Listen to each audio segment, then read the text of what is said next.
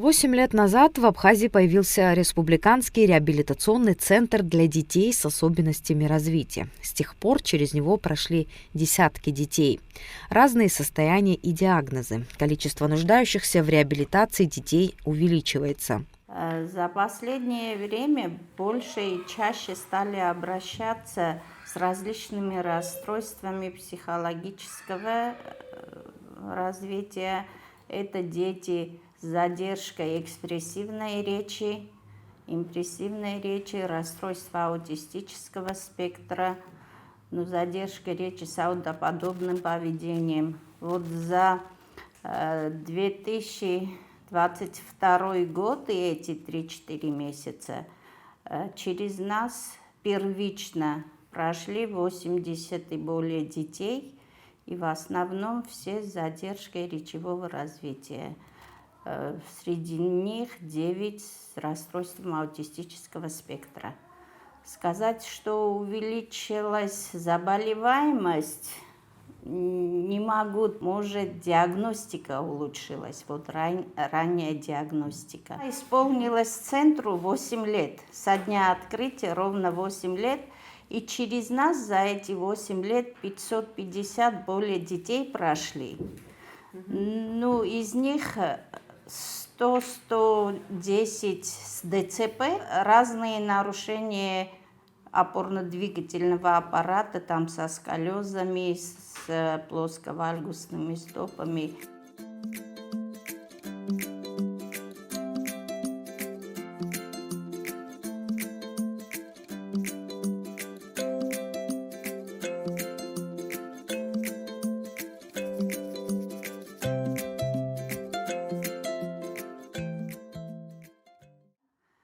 Кто издалека приезжает, остаются, и питание, и проживание, и реабилитация, все на бесплатной основе. Просто за последние 2-3 года на местах открылись разные реабилитационные центры. Были центры развития детей в восточной стороне, в Ачамчирском, в Кварчальском районе, в Гали. Туда ходят и уменьшились дети, кто на стационарное лечение приезжает. У нас это в центре 2 психолога, 2 логопеда, 2 дефектолога, массажистки, инструктор по ЛФК. Есть маленький бассейн с гидромассажом, хороший физиокабинет есть. По направлению врачей, если уже есть у них назначение, реабилитацию мы проводим. Конечно, хочется, чтобы материально-техническая база центра была большая. Да, это или человеческий ресурс тоже работающих там.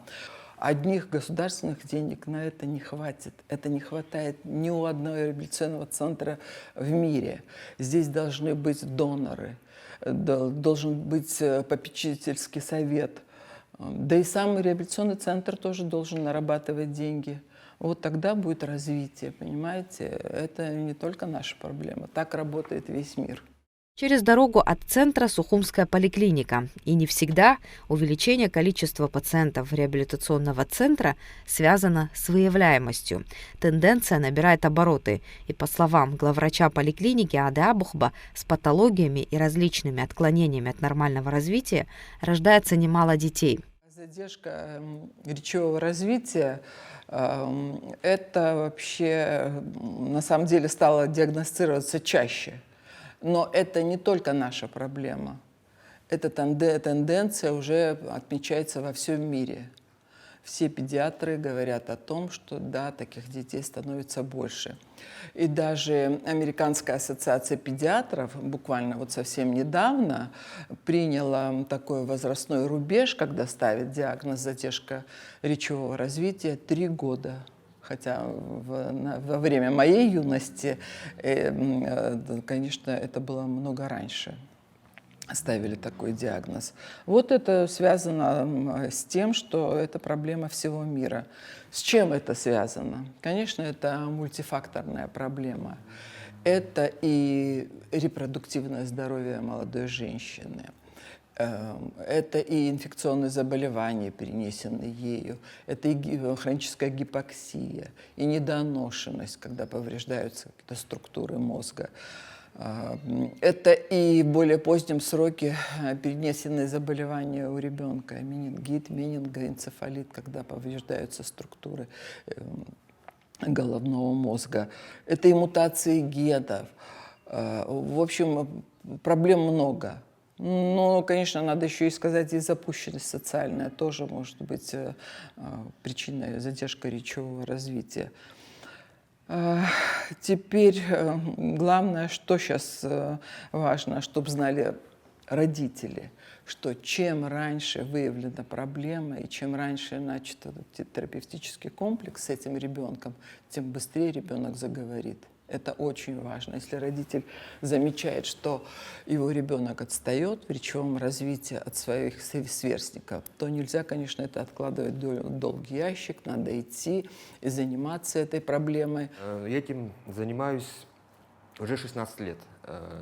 Детской коррекцией уже занимаюсь 16 лет. 3 года в России работал и потом вернулся на родину. Вот здесь уже 13 лет я этим занимаюсь, работаю с детьми с особым развитием. А начинал с одного пациента. Казалось, такому специалисту-психологу нечем будет заняться в республике. Но нет, уже сегодня в центре постоянно занимается до 60 детей. И работает 4 специалиста. При этом в республике несколько подобных центров. Я вижу очень веселый, яркий, красочный кабинет, где дети приходят играться. Игра является как бы основной деятельностью ребенка, и мы через игру развиваем основные навыки, которые у ребенка отстают. Денис, вот за 16 лет работы, вот здесь в Абхазии, что вы наблюдаете? Увеличивается ли количество детей? К большому сожалению, увеличивается. А какой диагноз чаще всего? В основном, вот на данном этапе моей работы, это, конечно, задержка речевого развития. Имеется, что дети не разговаривают в 2 годика, 1,5, имеется, что... И многие родители говорят, не откликается на свое имя, не обращается, когда к нему родители обращаются, он не реагирует. Очень много обращений по этому поводу. Вот на той неделе даже 2 звонка, они говорят, вот он все понимает, но не говорит. Для меня очень важно, чтобы ребенок понимал обращенную речь. Вот что ему говорят, чтобы он понимал. Это как бы основной показатель того, что каких-то сильных проблем у ребенка может не быть. Имеется в виду, что когда ребенок понимает вашу просьбу, или когда он пытается вам показать, что он хочет. То есть контакт? Да, какой-то контакт. Имеется в виду, что есть дети, которые просто ничего не говоря, могут кричать, орать, и ты не поймешь, что они хотят. А если ты ребенка, он может не говорить, но показать, что он хочет, покушать, попить, игрушку хочет, это уже как бы для работы специалиста чуть облегчает.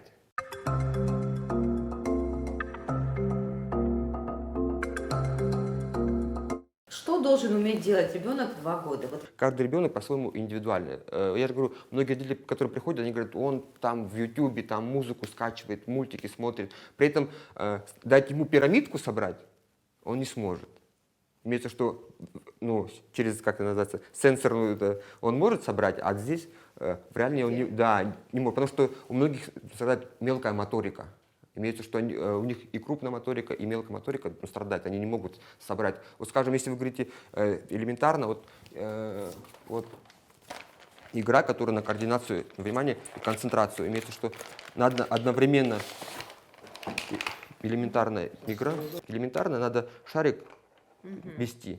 Вот.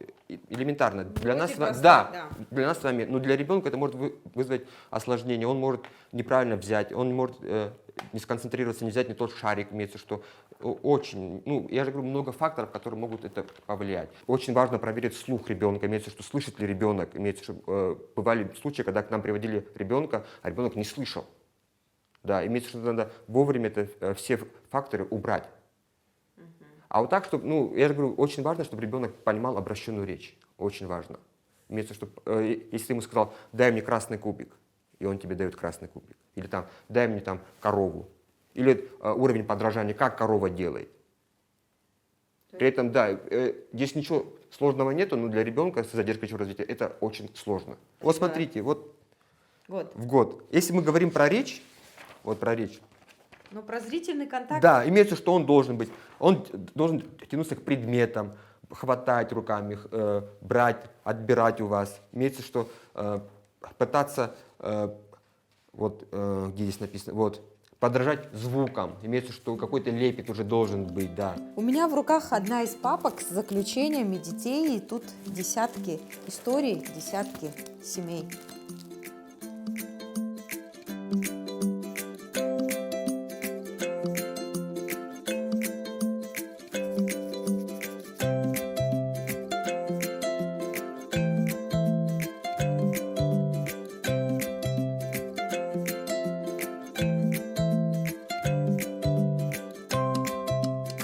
Эти все картины я храню. Имеется, что, да, Какая прелесть. да. На этапе коррекции у нее когда появилась речь, она начала так рисовать. Задержка речевого развития может быть и в структуре других заболеваний.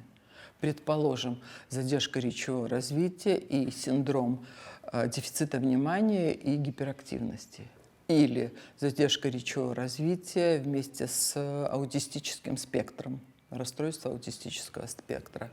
Или, предположим, в структуре ДЦП это может быть. Или в структуре других психических заболеваний. Но то, что касается вот лечения, современная тенденция тоже мировая такова, что медикаментозное лечение сводится к минимуму. Главное предпочтение отдается занятиям. Занятия постоянно. Надо понимать, что если ты успел до 5 лет заниматься с ребенком, то у тебя будет максимальный эффект, а потом эффект минимальный может быть. По необъяснимым причинам чаще всего аутизм и отставание речевого развития наблюдается у мальчиков. Но специалисты в один голос твердят, чем раньше ребенок получит квалифицированную помощь специалистов, тем больше шансов социализировать его, научить важным навыкам. Так случилось с Богданом. Он показывает хорошие результаты, прекрасно считает в уме, но продолжает ходить на коррекционные занятия к Денису. У нас мальчик очень прекрасный, математик. К Денису мы ходим 2,5 уже года. Вообще, когда вы заметили проблему? Еще- Сразу или вообще Нет, родители маленький понимают? был, маленький в Питере был. Около года 7 ему было. И мы заметили. Крики и ручками хлопает. А так, в А принципе, ничего зрительный такого. контакт? Сейчас все нормально, тогда не было. Таких детей Денис в разговоре всегда называет «мои» и очень гордится их успехами. Я горжусь, у меня есть дети, которые уже ходят в общеобразовательную школу.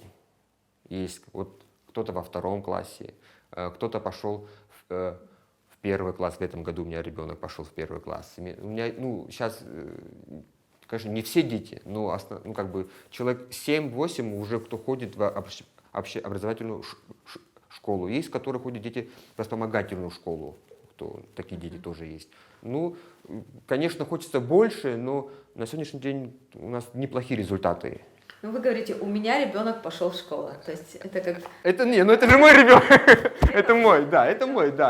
Потому что я его взял, я с ним... Дети потом тоже... Конечно, такой да, они мне пишут, родители, кто-то там, вот бывают случаи, которые я уже с ребенком не занимаюсь. И мама пишет: Денис, посмотри, как он решает примеры. Это все дети с задержкой речевого развития. Многие дети выезжают в Питер, в Москву. Это с расстройством аутистического спектра. То есть речевого вот Вот, насколько? да. Это еще при том, что не все приносят. Если ты им говоришь, они говорят, принесем. Вот, это все задержка, это расстройство аутического спектра. Это задержка речи. Чем раньше вы начнете, это уже доказано, имеется в виду, что чем раньше вы начнете, тем будет больше эффект и результативность. Вот я с вами соглашусь, Нала. Если раньше как бы люди пытались отталкиваться от этого, сейчас все-таки картина изменилась. Все-таки есть, да, отдельные случаи, когда приводят в 5-6 лет только. Сейчас более родители, я не знаю, как-то, может, Да, более стали уделять внимание, больше читать. И вот они заранее уже, имеется, что она не отвлекается на имя. Меня это волнует. Имеется, что она не реагирует на просьбу.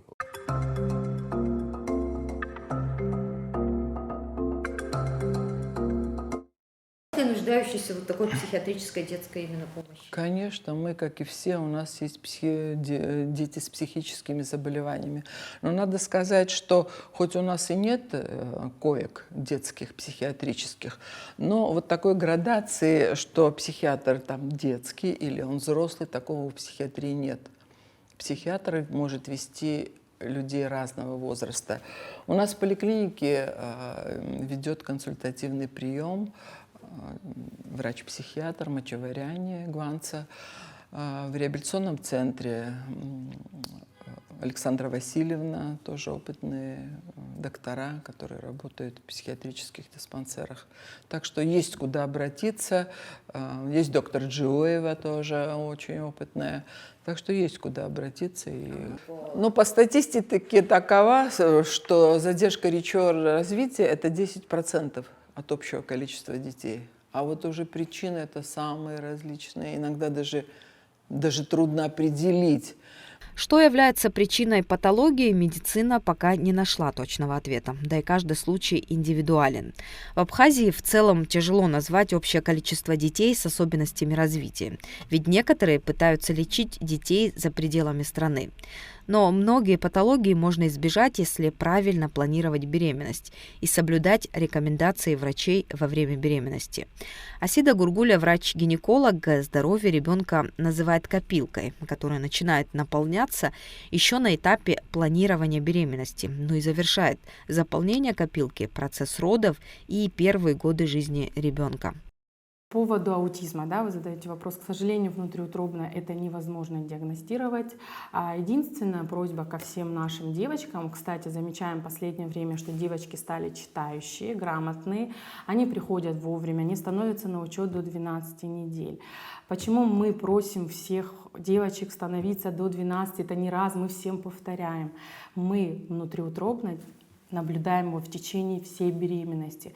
Вот сказать 100% здоровый ребенок или нет, ни один врач не скажет, ни один ультразвук не покажет. А общей картине состояния здоровья плода мы можем каждый триместр вот в копилочку как бы набираем вот данные о его состоянии. Чаще всего больше мы говорим о анатомической проблеме.